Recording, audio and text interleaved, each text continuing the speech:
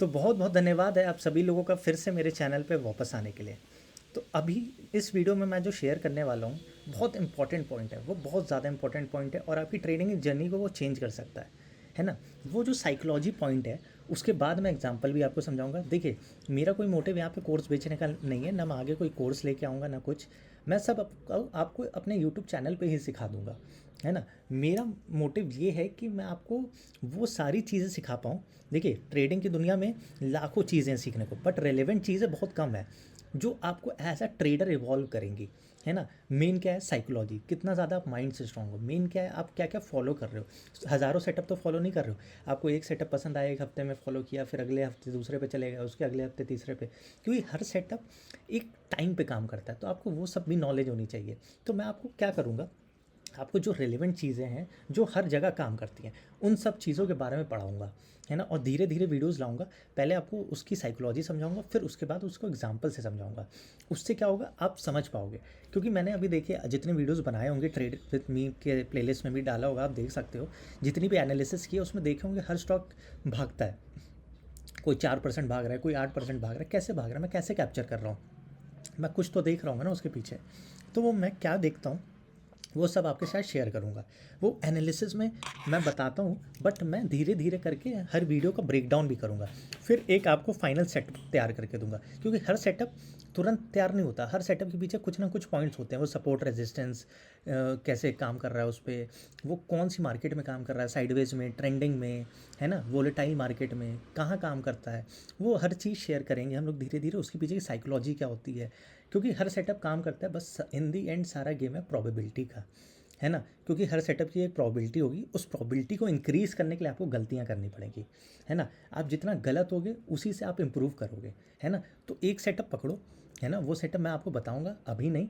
अभी मैं उस सेटअप का ब्रेक डाउन कर रहा हूँ। ये जितने भी वीडियोस बना रहा हूँ वो एक सेटअप ही तैयार करेंगे आपके लिए। पर उससे पहले आपको हर चीज़ के बारे में समझना ज़रूरी है। जितना आप समझोगे, जितना आप समझदार बनोगे उस चीज़ के बारे में, उतना आप इवॉल्व करोगे एज अ ट्रेडर, ठीक है। तो मैं आपको हर चीज़ सिखाऊंगा।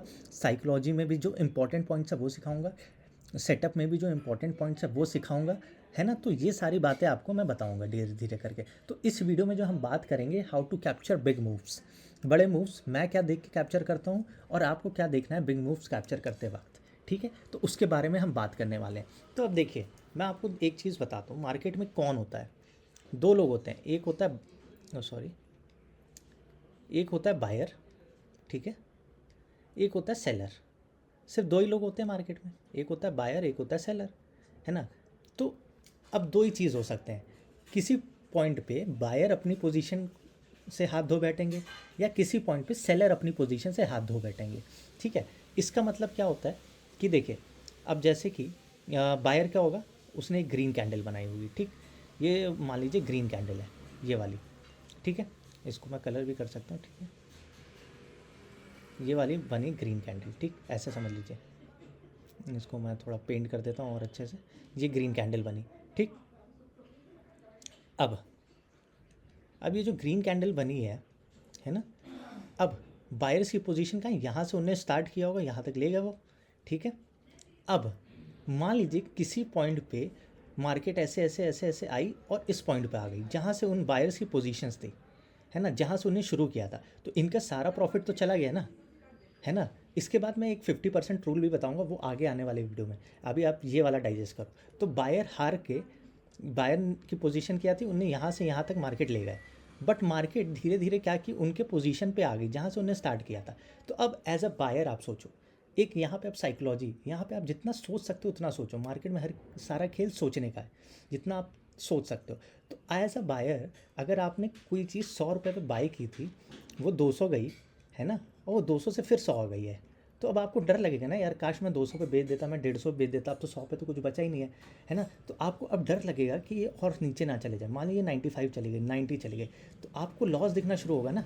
तो आप कहेंगे यार अभी कम लॉस में निकाल लेता हूँ। तो ऐसे आपकी तरह और लोग भी होंगे ना जो यही चीज़ सोच रहे होंगे। तो क्योंकि जब बाइंग की कैंडल बनी है तो ऐसे आपने अकेले तो नहीं बनाई होगी, ऐसे बहुत सारे लोग होंगे, वहाँ पे बहुत बड़े बड़े लोग भी होंगे, तो उन सब ने वो बाइंग की कैंडल बनाई होगी, है ना। तो वो सब डिफीट हुए हैं। तो जहाँ पे बायर डिफीट होता है तो वहाँ पे हमें क्या देखना है, सेलिंग की पोजीशन बनानी है, ठीक है। अब वहाँ पे हम सेलिंग की पोजीशन क्यों बनाएंगे, क्योंकि अब हमें पता है वहाँ पे बहुत सारे बायर डिफीट हुए, तो वहाँ से एक बड़ा मूव आ सकता है सेलिंग की साइड। तो हमें सेलिंग की पोजीशन बनानी है और वो अच्छे टारगेट्स के लिए बनानी है। तो समझ आया कि कैसे, क्या साइकोलॉजी यहाँ पे काम कर रही है। जहाँ बायर डिफीट हो रहे हैं वहाँ सेलिंग की कैंडल बनानी है, सेलिंग की पोजीशन बनानी है। और जहाँ पे सेलर डिफीट हो रहे हैं, मान लीजिए सेलर की सेलिंग की कैंडल थी, ये रेड कैंडल है, ये मान लीजिए, ठीक है, इसको रेड कर देता हूँ मैं, ठीक है, ये मान लीजिए रेड कैंडल है, ठीक, ये रेड कैंडल है। अब यहाँ से रेड कैंडल बनी होगी, ऊपर से नीचे आई होगी, है ना, ऊपर से सेल किया होगा तभी नीचे आई होगी, तभी रेड कैंडल बनी होगी, है ना। तो ये हो गई सेलिंग की कैंडल। अब मार्केट धीरे धीरे धीरे गई और ये सेलर्स को डिफीट करती चली गई। सेम साइकोलॉजी, सेलर्स डिफीट हुए, बहुत सारे लोग ने सेल किया होगा उस पॉइंट पे, है ना। जैसे 200 पे किसी ने सेल किया, यहाँ पे देखिए 200 पे किसी ने सेल किया, वो 100 आ गया। अब वो 100 से वापस 200 चला गया। तो अब वो सेलर सोचेंगे यार काश मैं 100 पे बेच निकाल लेता, है ना, तो इतना लॉस ना होता। अब 200 से वो 205 जा रहा है, 210। तो ऐसे बहुत सारे लोग होंगे जो सेल किए होंगे। तो उन सब की साइकोलॉजी क्या होगी, यार कम लॉस में बुक कर लेता हूँ कि और लॉस ना हो जाए, बाद में देखता हूँ क्या होता है। तो ऐसे साइकोलॉजी काम करती है। तो बहुत सारे सेलर्स जब अपनी पोजीशन को स्क्वायर ऑफ करेंगे तो ऐसे बायर भी बन जाएंगे ना वो सब। तो वहाँ से one sided position, one sided momentum आ सकता है बाइंग साइड। और सेम केस बाइंग में भी, जब बायर्स अपनी पोजीशन को बेचेंगे तो वो भी तो सेलर बन जाएंगे ना, और सेलर अपनी पोजीशन को बेचेंगे तो वो बायर बन जाएंगे। ठीक है, समझ आया यहाँ पे। और जब देखेंगे बायर्स डिफीट हो रहे हैं तो नए सेलर्स भी ऐड होंगे, तो वहाँ से बड़ा मूव आता है सेलिंग साइड। और सेलिंग में क्या होगा, सेलिंग में ठीक उल्टा हो जाएगा, वहाँ से बड़ा मूव आता है बाइंग साइड। तो ये सिंपल साइकोलॉजी है जो मैं देखता हूँ ट्रेड करते वक्त, कि कहाँ पे बायर्स हार रहे हैं और कहाँ पे सेलर्स हार रहे हैं। तभी जहाँ पे देखिए डिफीट होगा वहीं पे बड़ा मूव आएगा ना। अगर बीच में बाइंग की ये कैंडल है और बीच में मार्केट चल रही है तो अभी कोई चांस नहीं है, वहाँ पे वोलेटिलिटी रहेगी, वहाँ पे फाइट होती रहेगी, है ना। जब तक कोई एक ऐसी पोजीशन नहीं आ जाती जहाँ पे बायर्स अपनी पोजीशन से हाथ धो बैठेंगे, या कोई ऐसी पोजीशन नहीं आ जाती जहाँ पे सेलर्स अपनी पोजीशन से हाथ धो बैठेंगे, तब तक वहाँ पे बड़ा मूव नहीं आएगा। तो ये एक सिंपल साइकोलॉजी पॉइंट है जो बहुत ही सिंपल है। आपको बस सोचना है, जहाँ पे बायर्स हार रहे हैं वहाँ पे सेलिंग की पोजीशन बना लेनी है, और जहाँ सेलर्स हार रहे हैं वहाँ पे बाइंग की पोजीशन बना लेनी है ना, सिंपल। तो यही मैं ट्रेडिंग करते वक्त भी देखता हूँ, और मेरी जितनी एनालिसिस आपने देखी होगी वो ऐसी ही हुई है। बस इतना सिंपल मैं रखता हूँ ट्रेडिंग को। तो ट्रेडिंग को जितना सिंपल रखेंगे उतना अच्छा होगा आपके लिए।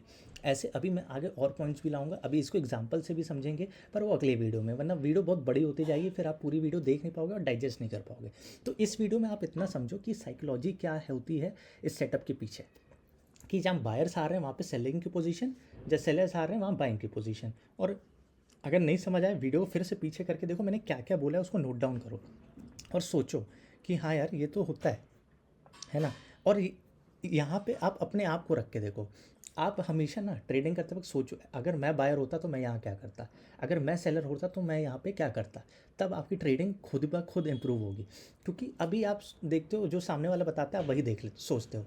आप खुद सोचना शुरू करो, खुद इंप्रूवमेंट करो, खुद गलतियाँ करो, खुद प्रैक्टिस करो। एनालिसिस मैं शेयर करूँगा, है ना, कल की वीडियो के लिए। अभी शाम को एक और वीडियो लाता हूँ उसमें एनालिसिस, और उस एनालिसिस के बेसिस पे ट्रेड करो। देखो मैंने जो आज बताया क्या मैं वही फॉलो कर रहा हूँ, है ना।